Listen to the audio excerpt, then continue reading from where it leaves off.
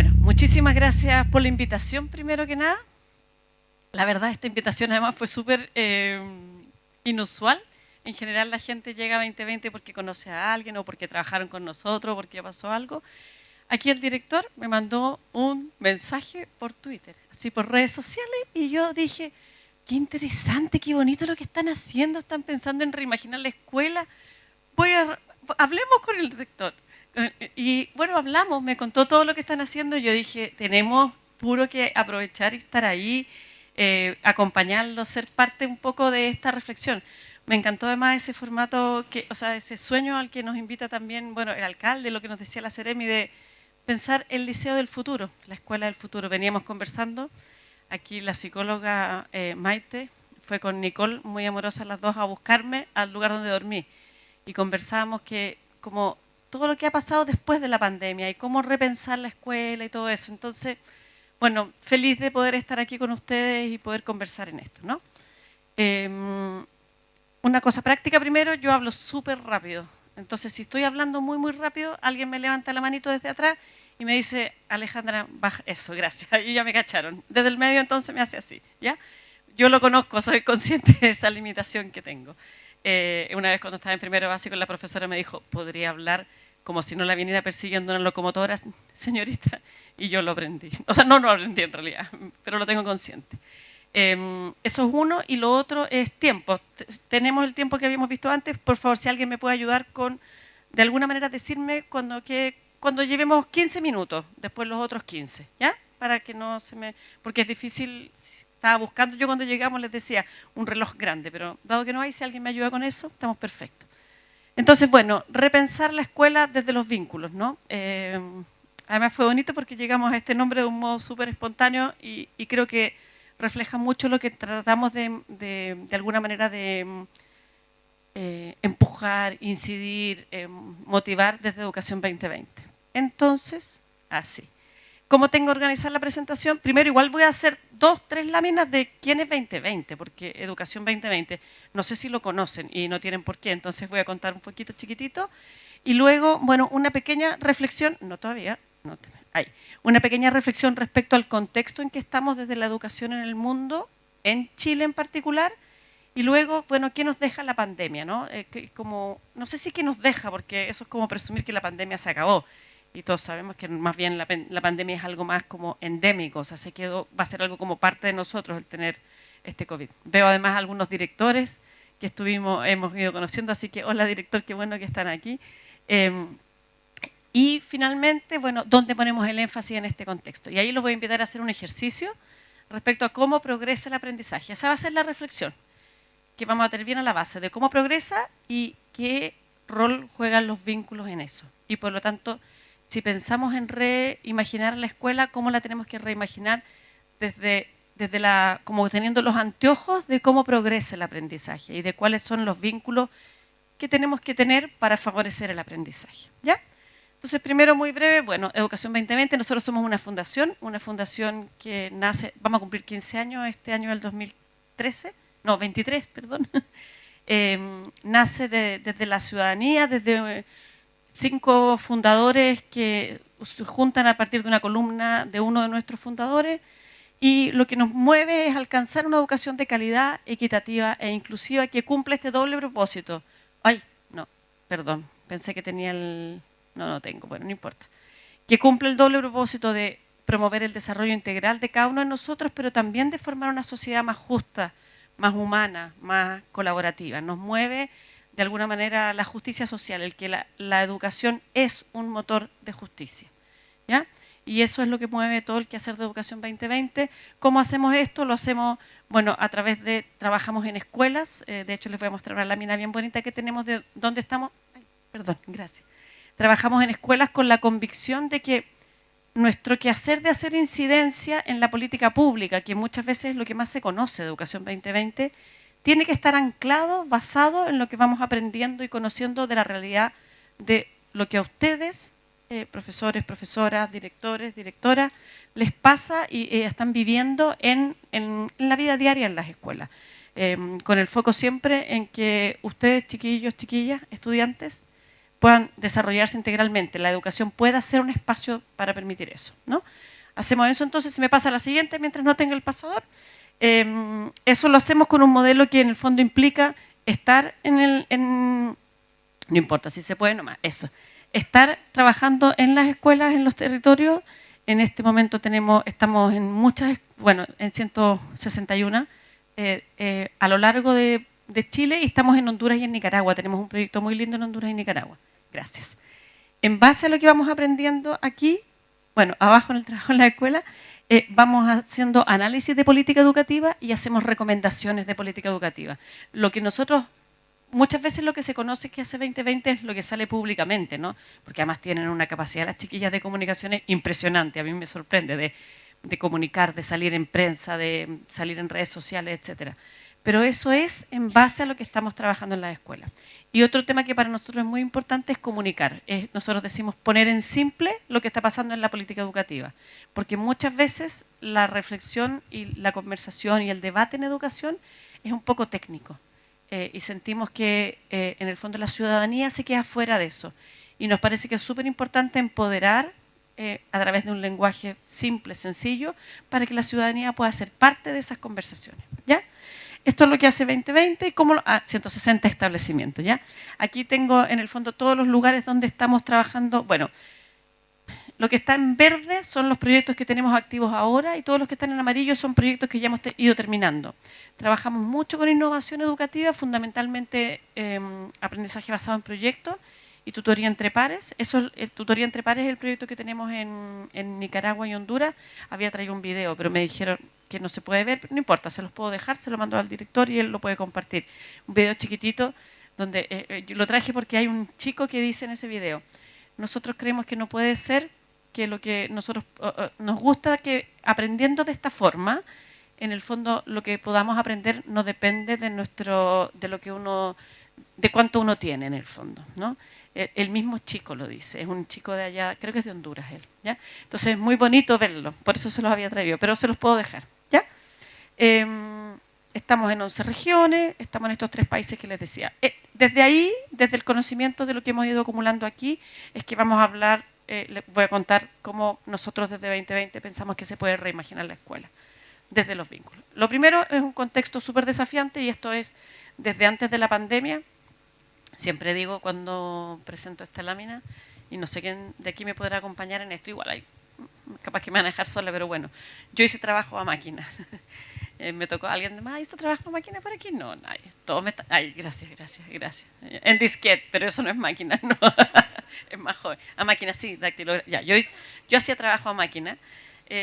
Nada, pues el mundo cambió tanto que ahora uno trabaja, perdón, pero a través de WhatsApp, o Twitter. La educación surgió en un contexto súper distinto, ¿no? Y las demandas a la escuela eran desde las demandas que hay en un contexto que era, no sé, pues el de la era de la agricultura, fueron cambiando a lo que fue después la revolución industrial, y las habilidades que se le requerían a la escuela eran otras, ¿no? Después vino lo que se llamó la sociedad del conocimiento o la sociedad de la información, porque no siempre información es conocimiento, pero ahora estamos incluso en un mundo como mucho más cambiante, complejo, donde chiquillos y chiquillas, muchas de las trabajos, de las pegas, iba a decir, perdón, de los trabajos en los cuales ustedes van a tener que trabajar en 20 años más no existen hoy día. Muchos de los trabajos que sí existen ahora van a ser reemplazados por computadores, por la robótica, por inteligencia artificial, y otros se van a crear nuevos trabajos. Entonces la gran pregunta es cómo repensamos la escuela, cómo reimaginamos la escuela para este contexto. Y para eso, nada, pues la escuela como institucionalidad, nada, pues es verdad lo que dijo Cecilia, yo he trabajado toda mi vida en educación, ya estoy vieja. Y entonces no lo digo como chuteando la pelota para el córner para otra persona, pensando en nuestros amigos argentinos, ¿no? No lo digo chuteando la pelota al córner, lo digo también en primera persona. A nosotros nos ha costado reimaginar la escuela, nos ha costado repensar la educación. Y todo esto era antes de la pandemia. El contexto de la pandemia hizo mucho más complejo este escenario. Tenemos en el fondo un desafío de aprendizaje. Chile en este gráfico está más arribita, es la última columna. Porque nosotros tenemos más años en general que el promedio de la región, sobre todo. Tenemos más años de escolaridad promedio de los niños y niñas, ¿no? Pero lo que está ahí en el fondo entre la rayita roja y la rayita gris arriba, donde está el punto verde, es cuánto disminuiría en promedio, en términos de los aprendizajes, el producto de la pandemia, cuánto disminuirían los aprendizajes, ¿no? Y la rayita roja es un escenario, en el peor escenario, y la rayita gris en un escenario un poco menos malo. Entonces, la pregunta es, bueno, tenemos este tremendo escenario en términos de impacto por los aprendizajes, ¿no? Y el impacto no es tan solo los aprendizajes. Hay impacto, no los voy a leer todos, pero esto nos permite mirar que en el fondo hay impacto en distintos niveles, como dimensiones, ¿ya? Yo creo, lo conversábamos también con las chiquillas que me fueron a buscar, y a mí me ha tocado verlo mucho, y yo sé que ustedes acá también, no tan solo en la comuna, sino que en la provincia y en la región también tienen historias súper como duras que nos han ido mostrando el impacto que ha tenido, por ejemplo, en salud mental. Ustedes ven ahí los indicadores, hablan, esto a nivel mundial, y son estimaciones que muestran que ha aumentado en un 100%, en un 100%, los síntomas de depresión, de angustia. Y un chiquillo me dijo una vez, hace poquito, hace como un mes y medio, 2 meses, pero yo ¿para qué voy a estudiar? ¿Para qué me importa la escuela, el liceo? Si yo ya sobreviví a una pandemia. Imagínense que no sé si les pasa eso a algunos chiquillos, pero yo creo que lo que sí tenemos que mirar es, bueno, en el contexto de una generación y de un mundo que está enfrentando este desafío que veíamos, este desafío que veíamos aquí, y que ahora ha sobrevivido a una pandemia, bueno, ¿cómo reimaginamos la escuela? Para que la escuela sí sea un lugar que le permita a ustedes, chicos, chicas, desarrollar un sentido, construir un sentido, co-construir un sentido para en el fondo lo que están estudiando, ¿no? Si no somos capaces de hacer eso, corremos un grave riesgo de ser irrelevantes, ¿no? Y eso se construye, vamos a ir viendo a través de qué, en realidad, no me voy a adelantar, ¿ya? Entonces, este es el impacto que tenemos, este es el contexto a nivel global. Además de eso, en Chile en particular, tenemos un contexto, bueno, país desafiante, lo vamos a poner en esos términos, ¿no? Desafiante. Nosotros en Chile hemos tenido un sistema en que había muchas cosas que teníamos un poco naturalizadas, ¿ya? Y como que pasaban un poco piola, por decirlo en buen chileno, ¿ya? Y hemos ido, en los últimos años, ha venido habiendo un proceso bien importante de dejar de considerar que es normal algunas cosas que antes considerábamos que sí eran normales, ¿ya? Y traje este ejemplo que traje como 2 o 3 cifras, ¿no? No voy a latear tanto, pero miren, esta es una pregunta en el libro del Programa de Naciones Unidas para el Desarrollo, un libro que se llama Desiguales, que se presentó en el 2017. Esto fue antes del estallido social, ¿ya? Pero se le preguntaba a la gente si es que le parecía, se le preguntaba a los adultos, ¿eh? Esto es para nosotros los adultos, si les parecía que era justo que aquellos que podían pagar más tuvieran acceso a una mejor educación o salud, ¿ya? Y miren los datos. Voy a concentrarme en educación, ¿eh? Porque es lo que estamos, pero en salud es incluso mayor. El año 2000, solo el 52% no estaba de acuerdo con esto. O sea, imagínense, teníamos un 48% que le parecía que sí, que estaba bien, porque si la gente tiene más plata puede tener mejor educación. O sea, habíamos hecho que eso nos pareciera algo normal, era como el orden natural de las cosas. Ese dato del 2000 al 2009 subió a 61%. O sea, la gente ya empezó a dejar de sentir que esto era normal. Y el año 2016, porque el libro se editó el 2017, se publicó el 2017, pero el año 2016 ese dato ya iba en el 64%.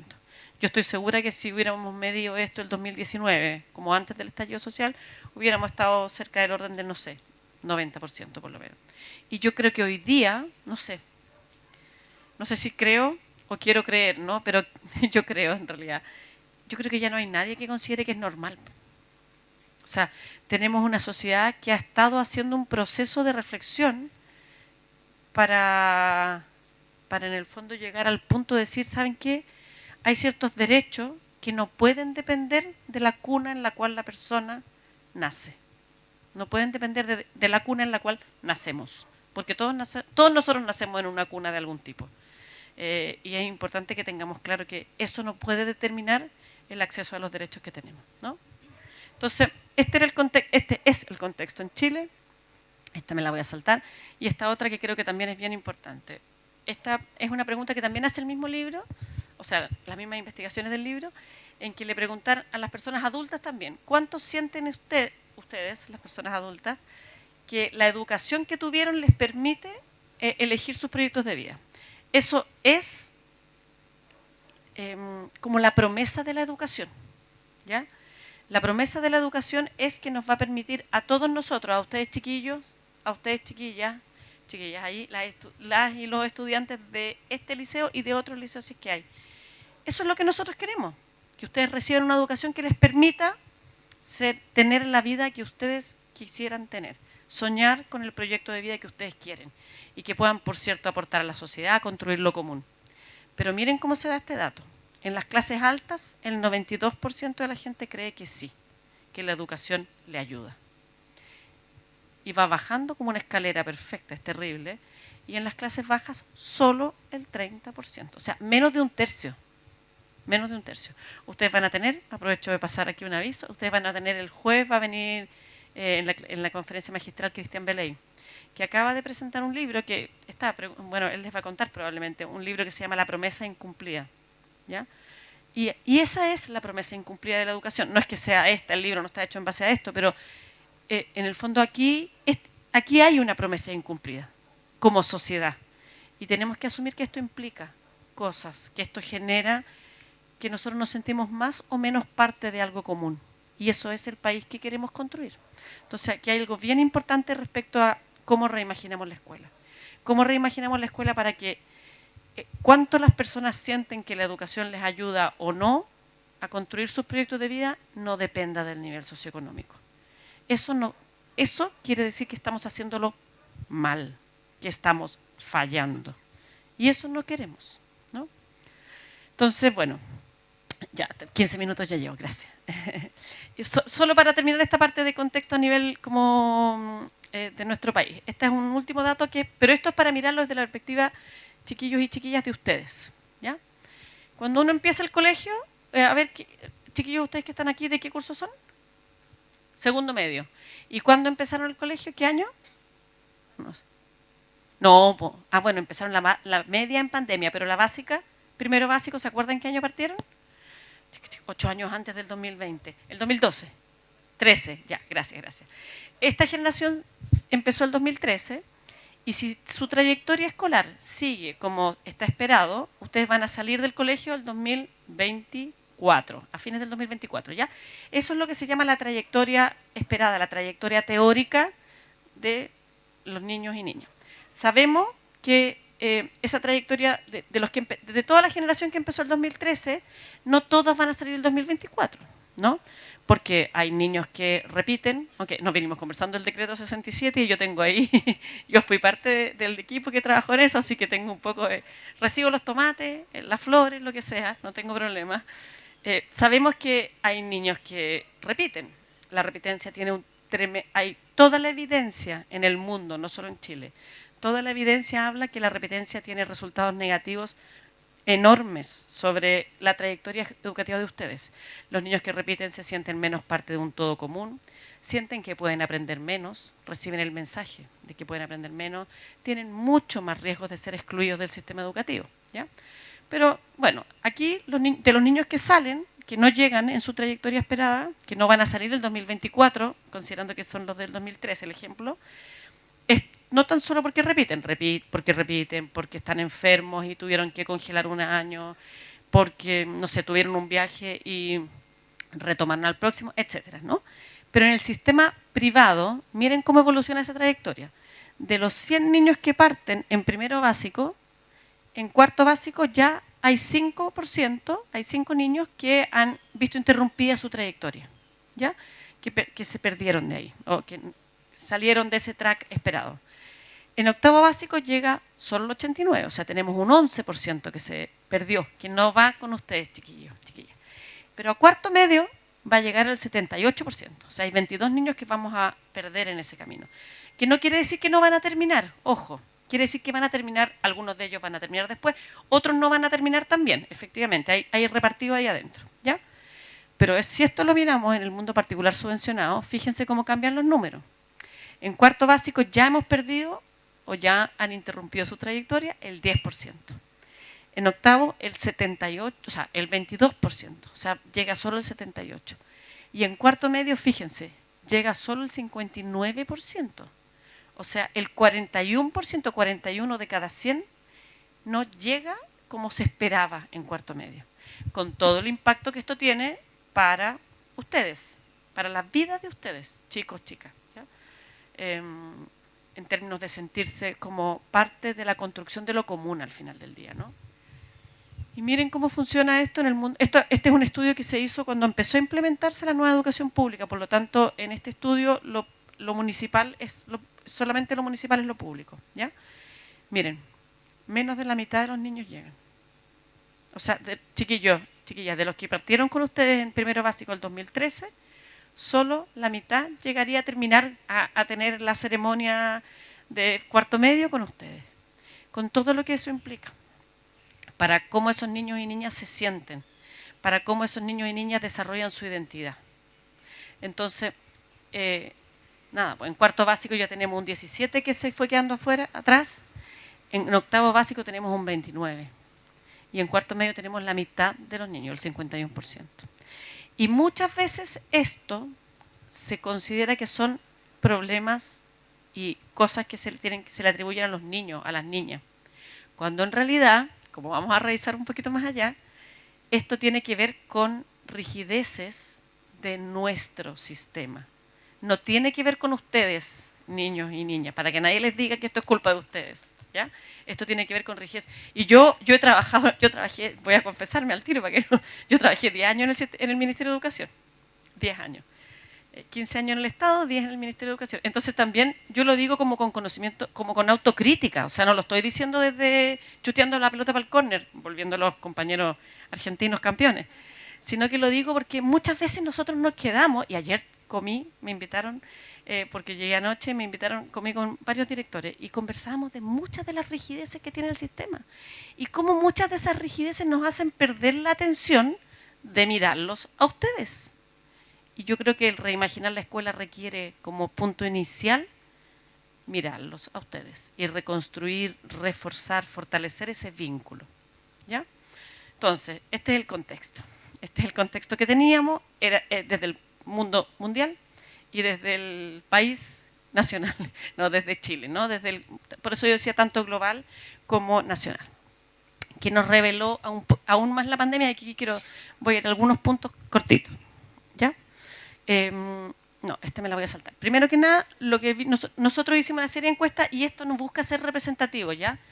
Lo que busco es como traer 3 principales conclusiones y 3 reflexiones que creo que es fundamental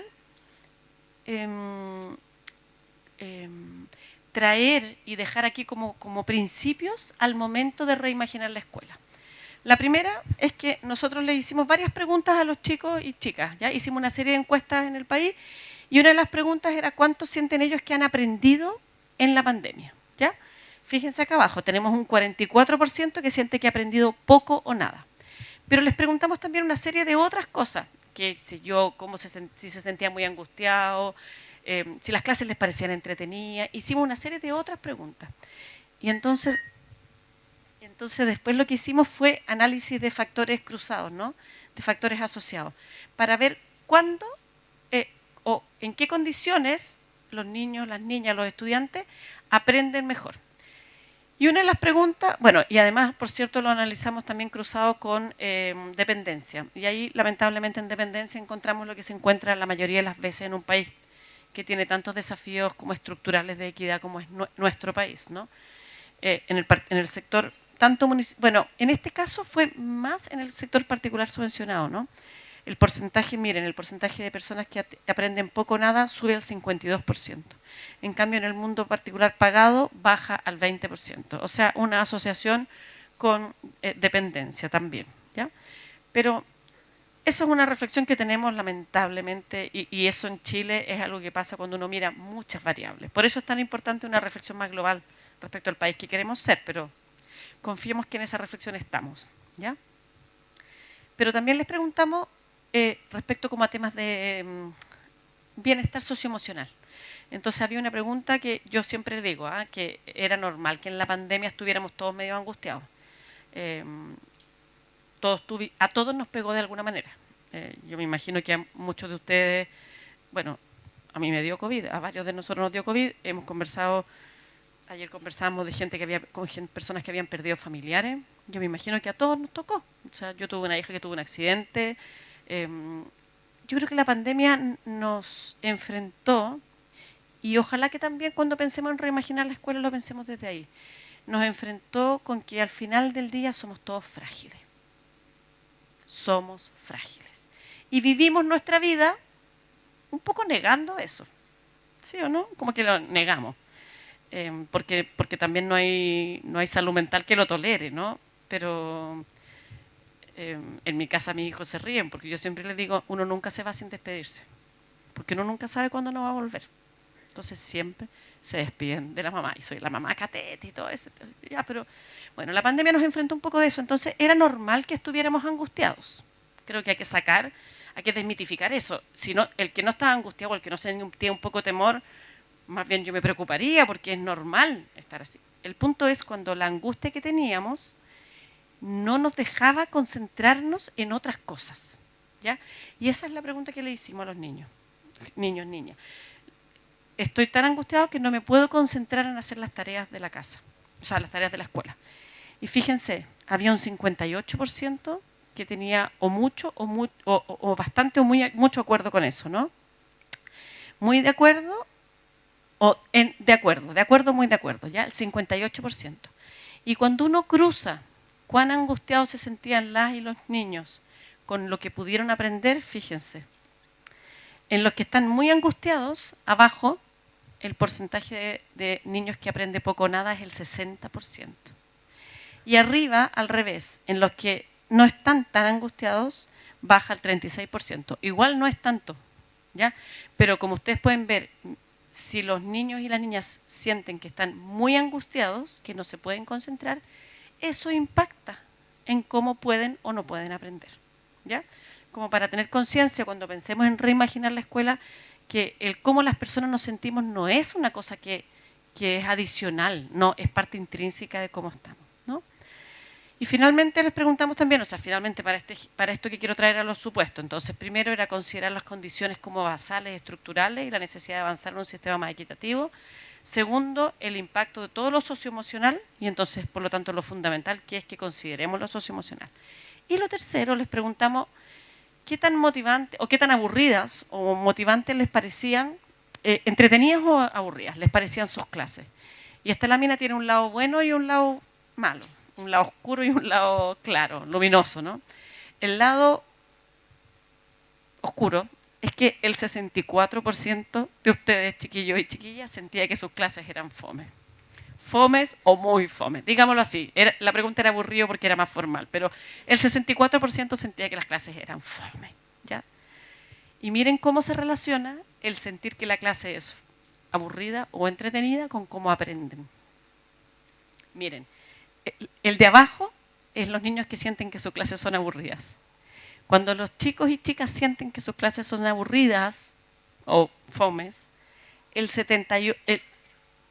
porcentaje estas son respuestas autorreporte, ¿no? Son la sensación de ustedes, que siente que aprende poco o nada, sube al 78%. 78%. Esto nos cuestiona un poquito entonces esta lógica de la escuela de que uno va, pero la motivación no tiene nada que ver con esto. Ustedes tienen que aprender y se sientan y aprenden y escuchan, ¿no? Esto nos muestra que el cuán motivado o el cuán entretenido, motivante es la experiencia de aprendizaje que nosotros les ofrecemos es importante para cómo ustedes aprenden. Miren cómo, por el contrario, los que dicen que sus clases son muy entretenidas, el porcentaje que aprende mucho o bastante sube al 74%. O sea, Yo siempre digo, eso es como una lámina en negativo así, es impresionante. Es muy oscuro, muy triste, muy preocupante que tantos chicos y chicas sientan que sus clases son aburridas.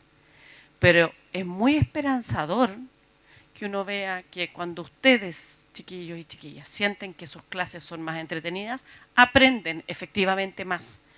O sea, esto no es, aquí tenemos los datos, ¿ya? No, esta me la voy a saltar. Ah, no, esta la voy a traer. Esto es una última para esta reflexión y después nos vamos a la parte ya más de cómo reimaginamos la escuela y cómo lo pensamos, ¿no? Nosotros les preguntamos a las y los estudiantes como qué querían conservar de lo que habían aprendido o de lo que habían tenido que tener ahora en el contexto de la pandemia. Esta es una encuesta que hicimos en el 2021. ¿Ya? Y miren lo que más, organizarme tiempo como a mí me acomoda más, que las clases sean más cortas, poder estar más tiempo con la familia. En el fondo, todas son respuestas que tienen que ver, yo diría, con dos dimensiones. Una, como la autorregulación o el tema de ser más protagonistas del propio aprendizaje. Ser actores protagonistas del aprendizaje versus ser unos receptores pasivos.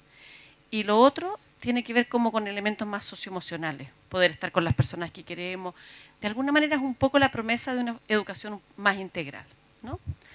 Entonces, bueno, todo esto, después de todo este contexto que tenemos de desafiante en el mundo, en Chile, después de lo que hemos aprendido, yo sé que en el fondo estamos en un momento en que vemos como el lado más desafiante de la crisis que tenemos en el sistema educacional a propósito de la pandemia. Pero ojo, que esa crisis no nace con la pandemia, esa es una crisis que venía antes. La pandemia, y casi que, yo sé que es un poco provocador, pero casi que habría que darle las gracias porque de alguna manera sacó el manto como de negación que había debajo. Pero esto no es algo nuevo. Para los que somos viejos y trabajamos en educación hace mucho tiempo, y aquí habemos, no tanto como yo, pero hay gente que trabaja en educación hace más tiempo, sabemos que esto venía desde antes. Sabemos. La pandemia de alguna manera como que nos obligó a verlo, lo evidenció. Le sacó el manto, le sacó la capa de invisibilidad, diríamos, en el lenguaje Harry Potter, ¿no? Y yo creo que para eso es importante hacer una reflexión para la cual voy a inventar un ejercicio y así nos podemos mover un poco. ¿Ya? No sé si mover, pero conversar. ¿Ya? Voy a preguntar primero, ¿no se ve tanto? ¿Se ve o no se ve? ¿Quién conoce esta imagen? A ver, aquí dicen que es Harry Potter. ¿Quién más me dice otra cosa? Voy a pasearme. Game of Thrones, qué buena serie, pero no es Game of Thrones. Excelente. Alicia en el País de las Maravillas. Esta es Alicia en el País de las Maravillas, la de Tim Burton. ¿La han visto? ¿Todos la han visto? Los que no la han visto pueden ocupar este fin de semana navideño para verla. Es preciosa, preciosa, preciosa. Y es muy bonita desde la perspectiva filosófica. ¿Ya? No voy a spoilear la película, pero ahí está cuando Alicia enfrenta al Jabberwocky, a ese tremendo dinosaurio. No vamos a decir lo que pasa, ¿ya? Y ella cuando va caminando, bueno, mucho de la película tiene que ver con que ella se repite y todo el tiempo como es imposible solo si es que tú crees que es imposible. ¿Ya? Es imposible solo si es que así lo crees. Es imposible solo si es que así lo crees, ¿no? Entonces yo les quiero preguntar a cada uno y a cada una, ¿qué es lo más imposible o lo más improbable que han hecho? Aquello que ustedes pensaron, no, esta cuestión no la voy a lograr nunca. Yo este ejercicio lo hago mucho, sobre todo con profes, y es súper bonito. Me han salido historias de una profesora la otra vez que aprendió a manejar a los 62 años y jamás había tenido terror de manejar toda la vida. Bueno, quiero que cada uno piense en un minutito algo que consideraron que era muy difícil, que no lo iban a lograr, pero que sí lo lograron. ¿Ya? Entonces piénsenlo, yo les voy a dar 30 segunditos.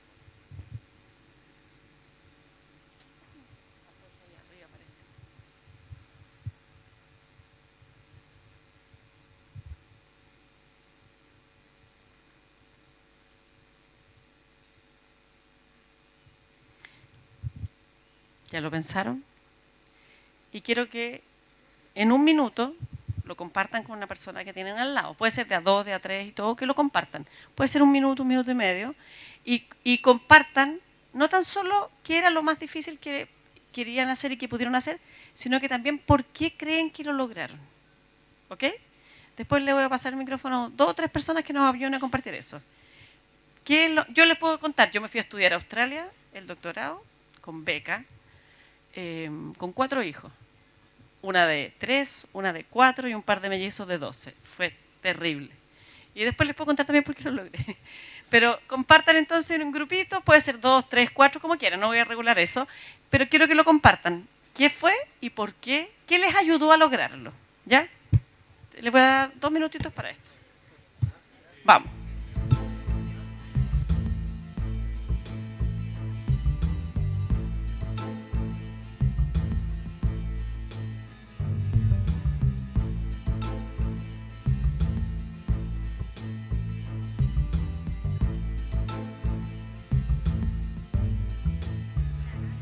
Ya, atención, lo siento. El café nos va a estar esperando, miren, allá se empieza a ver y así que tengo presión de tiempo. Ah, mira, necesito necesito atención.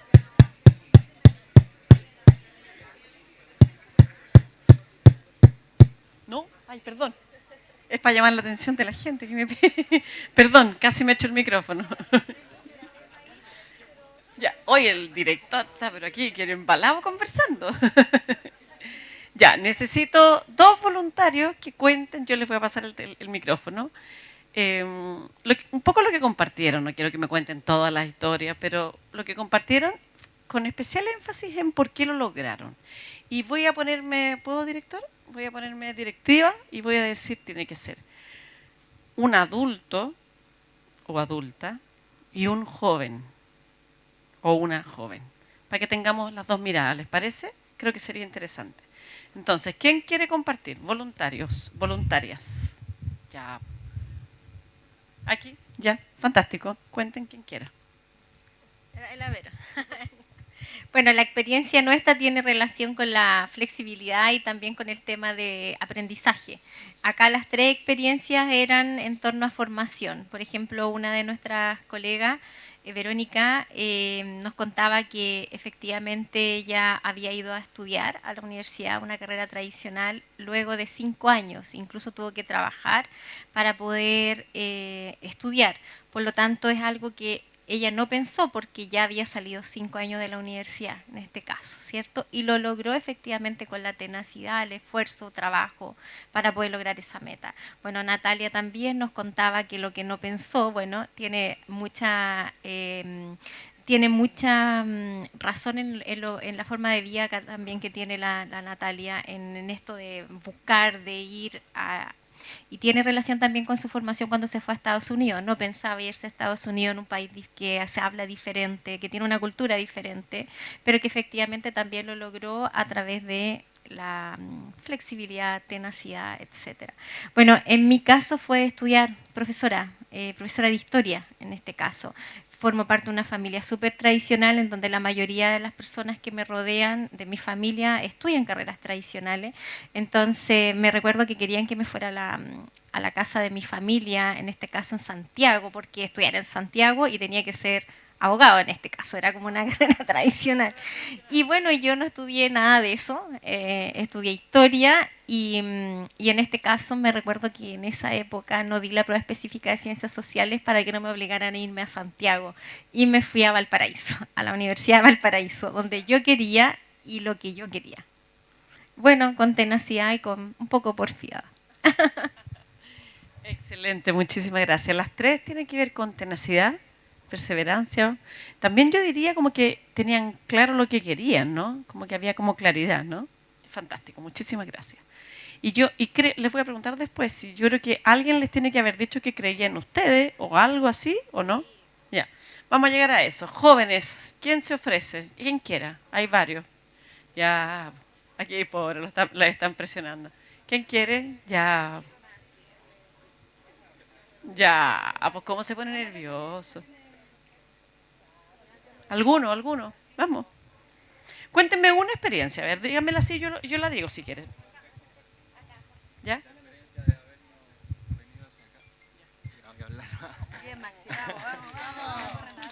Bueno, acá con mis dos compañeros compartimos la experiencia de habernos venido a vivir hacia acá, porque los tres éramos de Santiago. Entonces, igual encontrábamos difícil el cambio porque yo me vine hace 5 años, más o menos. Estoy cumpliendo casi 5 años. Eh, como 11, 12 más o menos. Sí, entonces era un cambio difícil. Yo por mi parte pensé que no lo iba a lograr, porque igual estaba chico. Era difícil. Mis papás, yo creo. Yo creo que en la mayoría fueron mis papás, porque igual siempre han estado conmigo, entonces me ayudaron a ser amigos y eso. No sé si mis compañeros quieren compartir algo.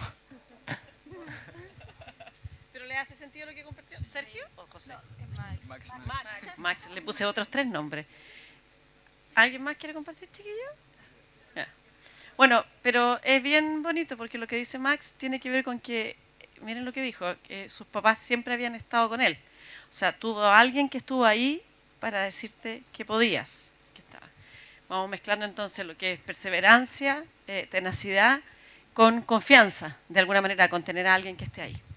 Entonces, ¿por qué es importante esto? Y esta parte la tengo que hacer súper breve porque nos estamos comiendo el café.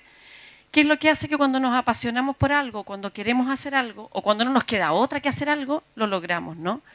Y ahí la investigación, y esto está súper inspirado en investigación en el mundo mundial, es el creer que va a ser posible y un cierto método, la perseverancia, el esfuerzo, ¿no? Y quiero solamente un par de reflexiones respecto a esto. Todos ustedes, todos nosotros podemos aprender. Y son súper importantes las creencias que tenemos respecto a nuestra capacidad de aprender. Las personas tenemos una capacidad infinita de aprender, el cerebro es tremendamente plástico y eso siempre se puede desarrollar. Aquí hay papás, mamás o no, tenemos papás y mamás o no, aquí, ¿sí? Ustedes siempre le pueden ir transmitiendo a sus hijos y ayudándolo a darse cuenta cómo aprende. Y les quiero mostrar, bueno, no, me quiero concentrar en 2 láminas y después una imagen con la que voy a cerrar, ¿ya? Esta lámina nos muestra, hay una serie de preguntas que se hicieron en el CIEMSE para ver cuántos niños y niñas jóvenes creen que ellos pueden seguir aprendiendo o creen por el contrario que la inteligencia es algo que yo heredé o no heredé, ¿ya? Y la línea de abajo me muestra en todos los casos los niños que creen que la inteligencia es algo que yo heredé o no y no puedo modificar, ¿ya? Y por abajo está el percentil de ingreso familiar. Como ustedes pueden ver, en todos los grupos de ingreso familiar le va mucho mejor a los niños que creen que siempre uno puede seguir aprendiendo versus los que no, ¿ya? En paralelo, se les preguntó esta pregunta a los niños y niñas. ¿Cuánto creen ustedes que la inteligencia es algo que pueden modificar? Y fíjense, en los grupos, el percentil, o sea, lo de abajo es ingreso familiar. Mientras menos ingreso familiar, más los niños creen que, niños y niñas creen que la inteligencia es algo que no pueden modificar. Y la inteligencia siempre es algo que podemos modificar, ¿ya? Finalmente, solo para cómo ayudamos a desarrollar esa creencia, que es una creencia para la cual es fundamental el vínculo que cada uno de ustedes tiene. ¿Por qué? Porque lo que dijeron las chiquillas acá, las 3 profes, tiene que ver con el esfuerzo, la perseverancia, el tener un cierto método. Lo que dijeron los chiquillos, y es bonito, lo que dijo Max, que refleja la conversación, tiene que ver con el vínculo, con tener a alguien que creyó en ti, Max, y que creyó en los otros chiquillos que se cambiaron, y les dijo que podían y que estuvo ahí para ustedes. Ese es el vínculo que tenemos que cuidar en la escuela. ¿Y cómo? Para eso vamos a cerrar con esto, ¿eh? Solo voy a cerrar con esta imagen.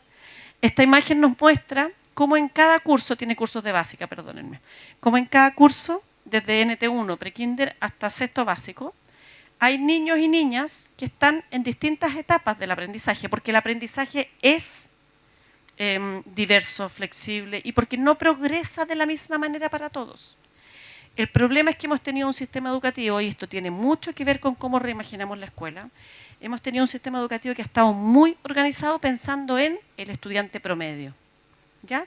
Entonces, al pensar estudiante promedio, nosotros organizamos la escuela para darle oportunidades de aprendizaje a los niños y niñas que están adentro de esa cajita. Y los niños y niñas que están adentro de esa cajita tienen una oportunidad de aprendizaje que está en lo que un teórico del aprendizaje diría, Vygotsky, es la zona de desarrollo próximo. El problema profes, directivos, chiquillos y chiquillas. Es que con esto se nos queda un grupo importante de niños. Todos los que están más arribita se quedan en lo que se llama la zona de aburrimiento. Y vienen a la escuela y se aburren. Y no tienen un vínculo con ustedes, profesores, profesoras. ¿Por qué? Porque la escuela la tenemos pensada para el niño que está dentro de la cajita.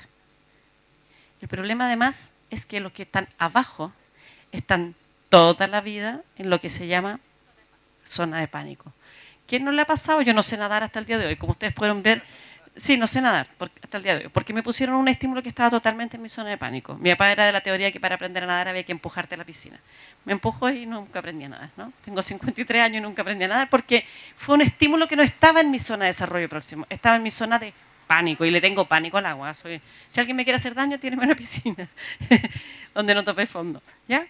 Y eso es lo que tenemos que hacer con la escuela cuando queremos reimaginar la escuela para que todos los niños y niñas tengan una experiencia de aprendizaje que esté en su zona de desarrollo próximo. ¿Qué implica esto? Y es lo complejo, es como abrir las cajitas. Y salirnos de la cajita de pensar que la escuela es homogénea y que están todos adentro de una cajita. Porque ustedes saben que eso no es así. Y para poder vincularnos desde donde cada uno de ustedes está, como dijo Max, mis papás estaban ahí. Queremos que todos los niños y todas las niñas en la escuela sientan que los adultos que estamos aquí para cuidarlos, para ayudarlos a ustedes a desarrollarse, sientan que hay alguien que está ahí. Y eso implica reimaginar la escuela desde salirnos de la caja de la homogeneidad y empezar a abrazar la diversidad, ¿ya? Tenía toda una cosa preciosa respecto a cómo las tutorías nos ayudan a reconstruir esto, pero el tiempo no nos alcanza para todo. Así es que quedémonos con esta imagen que yo creo que nos puede ayudar a pensar cómo abrimos la escuela desde la caja de la homogeneidad a una perspectiva mucho más flexible y más abierta para reconstruir los vínculos con cada uno y cada una de las niñas. Muchísimas gracias y vamos a tomar el café.